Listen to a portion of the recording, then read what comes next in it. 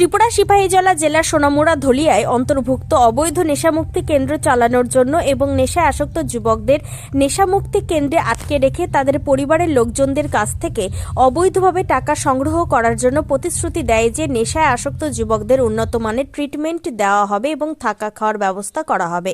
কিন্তু দেখা গেল ওই নেশামুক্তি কেন্দ্রে অবৈধ এবং জোরপূর্বকভাবে নেশায় আসক্ত যুবকদের রাখা হতো এবং ওই অবৈধ নেশামুক্তি কেন্দ্রে কোনো ধরনের ভালো থাকা খাওয়ার ব্যবস্থা নেই। এমনকি নেশায় আসক্ত যুবকদের মারাত্মকভাবে শারীরিক ও মানসিক নির্যাতন করা হতো। এই অভিযোগ করা হয়েছিল মান্নান চৌধুরী এবং তার সহযোগীদের বিরুদ্ধে। তারা নেশায় আসক্ত যুবকদের এবং তাদের পরিবারের লোকজনদের সঙ্গে প্রতারণা করেছেন, তাদের বিশ্বাস ভঙ্গ করেছেন এবং নেশায় আসক্ত যুবকদের অবৈধভাবে আটকিয়ে রাখা হয়েছিল এবং তাদের মারাত্মকভাবে শারীরিক এবং মানসিক নির্যাতন করা হয়েছে। এই ঘটনা নিয়ে সোনামুড়া মহকুমা deputy collector and magistrate Sonamura থানাতে এফআইআর দায়ের করে। এই মামলার ভিত্তিতে সোনামুড়া থানাতে অভিযুক্ত প্রতারক মান্নান চৌধুরী এবং তার সহযোগীদের বিরুদ্ধে একটি মামলা নেওয়া হয়। আর এই মামলার তদন্তে উপযুক্ত প্রমাণের ভিত্তিতে অভিযুক্ত প্রতারক মান্নান চৌধুরী বাড়ি সোনামুড়া এনসি নগর এলাকায় এবং তার এক সহযোগী প্রণব আচার্য বাড়ি সোনামুড়া মধুবন কলেজটিলা এলাকায় দুজনকে গ্রেপ্তার করা হয়। শনিবার দুই অভিযুক্তকে পুলিশ রিমান্ড চেয়ে আদালতে প্রেরণ করা হবে বলে সংবাদ মাধ্যমকে জানিয়েছেন সোনামুড়া থানার ওসি তাপস দাস। ত্রিপুরা থেকে বিক্রম কর্মকারের report, Crime Press Bengal News. আজকে প্রশাসনের তরফ থেকে একটা ইন্সপেকশন করা হয়, যেটা আমাদের সোনামুড়া থানার অন্তর্গত দলিয়ায় নেয়ার ভিউসি।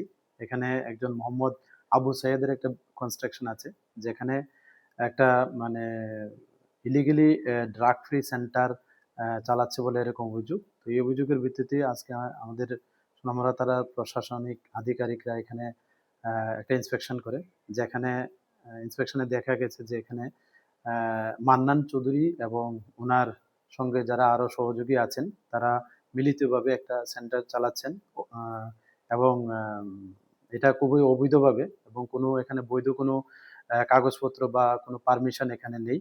এবং এখানে দেখা গেছে যে তারা হিউজ পরিমাণে মানে তাদের এগেনস্ট এলিগেশন যে তারা হিউজ পরিমাণে টাকা কালেকশন করছে এর নাম করে, এবং তাদের এখানে যে ড্রাগ এডিক্টেড ছেলেরা আছে এখানে মানে রাখে এবং তাদের এই প্রতিশ্রুতি দেওয়া হয় যে তাদের সেবা শুশ্রূষা করা হবে এবং উপযুক্ত ট্রিটমেন্ট করা হবে। কিন্তু ইন্সপেকশনে দেখা গেল যে এখানে এরকম কোনো ফেসিলিটি নেই, কোনো মেডিকেল হেলথ প্লাস কোনো মানে স্বচ্ছ খাবার এরকম কোনো কিছু নেই, ইভেন ভালো থাকার ব্যবস্থা নেই, ইভেন তাদেরকে ফিজিক্যালি এবং মেন্টালি টর্চার করা হতো এরকম এলিগেশন।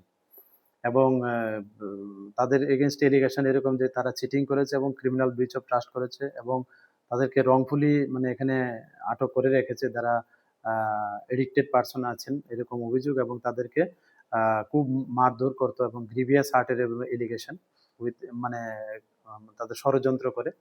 তো এই নিয়ে আমাদের সোনামুড়া ডিসিএম একটা ওনার শ্রী মান্নান চৌধুরী এবং আরো যে ওনার সহযোগীরা আছেন ওনাদের এগেনস্টে একটা আমাদের থানাতে সোনামুড়া থানাতে একটা এফআইআর দেন, এবং এই এফআইআর এর ভিত্তিতে আমাদের সোনামুড়া থানাতে একটা মামলা রুজু করা হয় ওনাদের এগেনস্টে। তো এই মামলার তদন্তে আমরা যে এবং মানে প্রমাণের ভিত্তিতে এভিডেন্সের ভিত্তিতে শ্রী মান্নান চৌধুরীকে গ্রেপ্তার করা হয়েছে, যার বাড়ি আমাদের সোনামুড়া থানার অন্তর্গত এনসিনগর ওয়ার্ড নাম্বার 4-এ, এবং ওনার আরেকজন সহযোগী যিনি মধুবন সোনামুড়া কলেজ টিলা ওনার বাড়ি শ্রী প্রণব আচার্য, ওনাকেও গ্রেপ্তার করা হয়েছে এই মামলায়, এবং আগামীকাল ওনাদের মহামান্য আদালতে প্রেরণ করা হবে। সেই সঙ্গে আমরা এও দেখছি যে এই ইলিগেল যে সেন্টারটি চলছিল এটার সঙ্গে আরো কারা যুক্ত আছে, তো আমরা অবশ্যই তাদের আইডেন্টিফাই করে এবং উপযুক্ত প্রমাণের ভিত্তিতে আমরা অবশ্যই তাদের আইনের আওতায় আনবো। Thank you. তোমার আমার সকলেরই একটাই পছন্দ, মাদার্স চয়েস। ঘরে সুগন্ধি ভাত, প্রতিদিনের রান্নায় নিখুঁত স্বাদ, চাই উন্নত মানের চাল। তাহলে আর দেরি কেন? আজই যোগাযোগ করুন ধনরাজ অ্যাগ্রো ইন্ডাস্ট্রিজ প্রাইভেট লিমিটেডে।